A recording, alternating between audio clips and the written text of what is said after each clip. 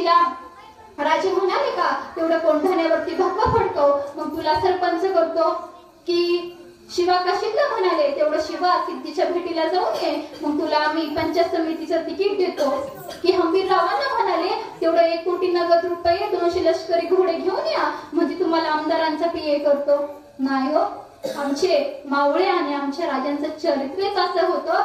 सहज राजांनी एखादी मोहीम काढावी आणि त्या मोहिमेसाठी तानाजीनं म्हणावं, राज ही मोहीम माझी, राजा विडा द्या, ही मोहीम माझी, मी जातो, मी लढतो, मी कोंढाण्यावरती भगवा फडकवतो.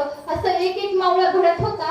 आणि त्यानंतर लगेच बाजीनं यावं, बाजीनं म्हणावं, अहो तानाजी ही मोहीम आपली, आपण लढणार, आपण जिंकणार, आपण भगवा फडकवणार. आणि तेवढ्यात हंबीररावांना यावं, हंबीररावांनी म्हणावं, अहो बाजीकावापासून नंबर लावून बसलोय का, ही मोहीम आपली, आपण लढणार, आपण जिंकणार. अहो जगाच्या पाठीवरती असा एकमेव काळ होता जिथं माणसं जगण्यासाठी नव्हे तर मरण्यासाठी स्पर्धा करीत होती.